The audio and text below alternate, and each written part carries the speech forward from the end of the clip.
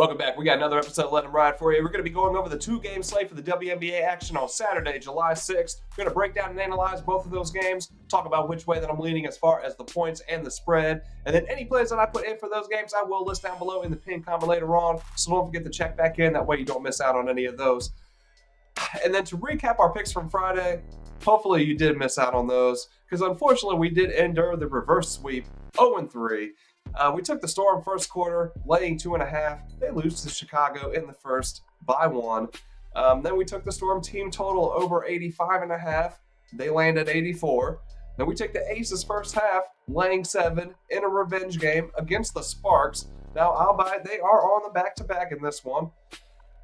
They go into halftime down 10. So, 0-3 on the night. We are still up 5.59 units on the year. Unfortunately, though, it is sad to see that number drop down from where it was at 8.59. So we are looking to bounce back. We are 27-21 overall on the year. Room for improvement. It's been a crazy week in the WNBA. So we look to improve, man. We look to have a better night tonight. Let's dive into these games. Let's see what we can find out. In our first game, we have the New York Liberty taking on the Indiana Fever. The Liberty are laying 9 with the over-under sitting at 171.5. Now, both teams will come in with equal rest, having 3 days off in between action. The Liberty are a league best 17-3 straight up, but only 8-12 to the number because the books constantly make them double-digit favorites. As favorites of 9 or more this year, what this line is currently at, New York has covered in just 2 out of 12 chances, and then as double-digit favorites only once in 11 tries. So if this number moves any more in New York's favor, we got to keep that in the back of our heads.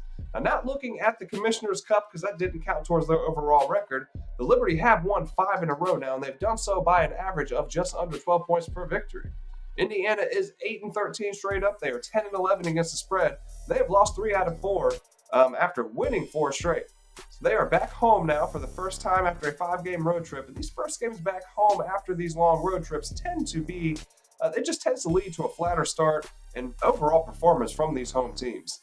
The Fever currently have a clean slate on the injury report, while the Liberty are awaiting the return of only Sabali, and they look healthy for this one otherwise. In their last 5, the Liberty have the 4th-ranked defense, the 1st overall offense, and a net rating of 15.5, which is only second to the Aces. And the Fever are sitting at 7th offensively, 8th defensively, with a net rating of negative 3.2. That's good for only 8th in the W.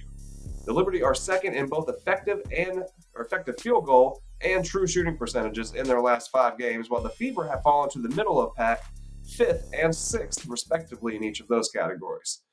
Staying in their last 5 games, the Liberty have attempted and made the most above the break threes per game. Indiana has given up only the 3rd fewest makes at the 2nd lowest shooting percentage, however. The Fever have fallen to the middle of the pack here as well over their last 5, 5th in makes from above the break, and 6th in shooting percentage, while the Liberty are giving up the 2nd fewest at the 4th lowest shooting percentage. The Liberty are scoring the 3rd most points off turnovers over their last 5, while the Fever are allowing the 4th most such points. The Liberty are scoring the 2nd most fast break points as well, while the Fever are just 7th in opponents' points off of the break. These two, they've met 3 times now this year, with New York winning all 3, twice by 36 points, and then the other time by 11. The Liberty have won 9 straight over Indiana, dating back to June of 2022. I like the Liberty in this spot, and while the Fever have covered in 6 of their last 8, Indiana is just 1-5 to the number when they are dogs at 9 points or more this season. And then for the total, the Fever, when facing a defense in their current top 4, have only averaged 76 points per game. But the Liberty have smoked this bad Fever defense for 104, 102, and 91 points in their 3 meetings this year. So I'm going to lean over, but I'll probably look to isolate this one and look at the Liberty team total over 90.5. And for our second game, we have the Washington Mystics taking on the Minnesota Lynx. The Lynx are laying 7.5, and the over-under is sitting at 156.5. Both teams come in with equal rest, having 1 day off in between games, and both have lost 3 out of their last 4. The Mystics are on the 3rd game of a 4-game road trip. The Lynx lost in their last game to the Sun, but more importantly, lost Nafisha Collier to a non-contact foot injury. She's listed as doubtful right now, and I think it's safe to assume that she's going to be out. I'm going to look at this game in that manner. Being listed as doubtful and not just outright off the top is a better look for her long-term status, though. So that's good, at least for Minnesota.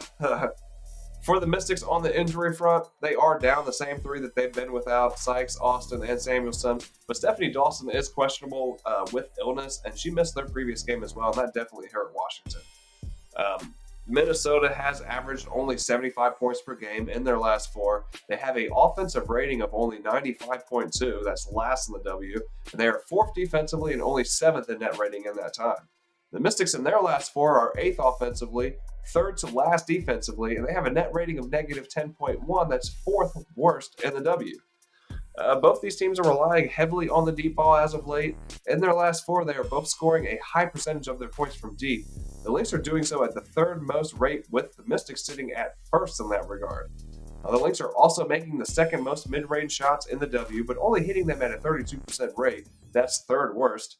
The Mystics are allowing the 4th fewest makes from the mid-range, but teams are converting them at the highest percentage in the W from that mid-range area against them.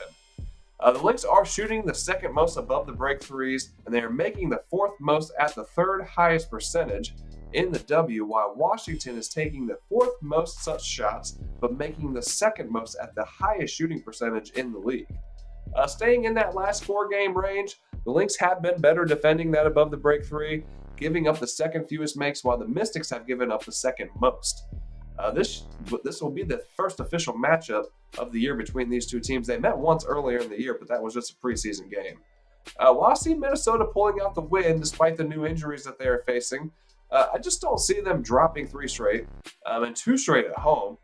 But this is a large line to cover while already in a slump offensively and losing your top scorer and facing a team that has covered in 8 of their last 10.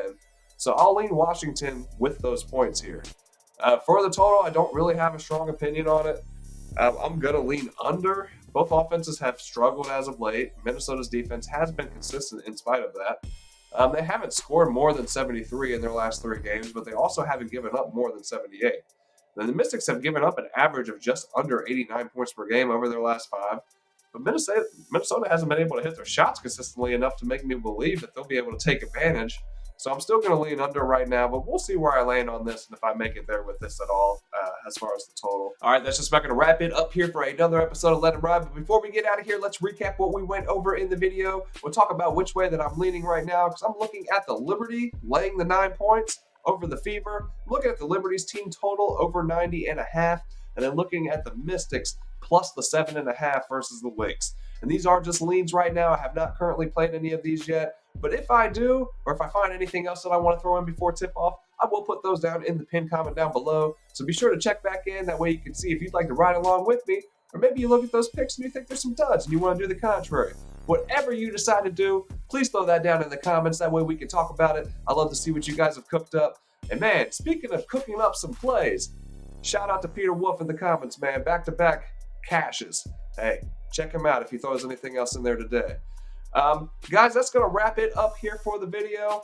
If you enjoyed the content here, if you liked what we're throwing down, please don't forget to smash that like button down there and hit subscribe if you have not already. That way you don't miss out on any of the content that I'm dropping daily. And if you can hit share, I would definitely appreciate it.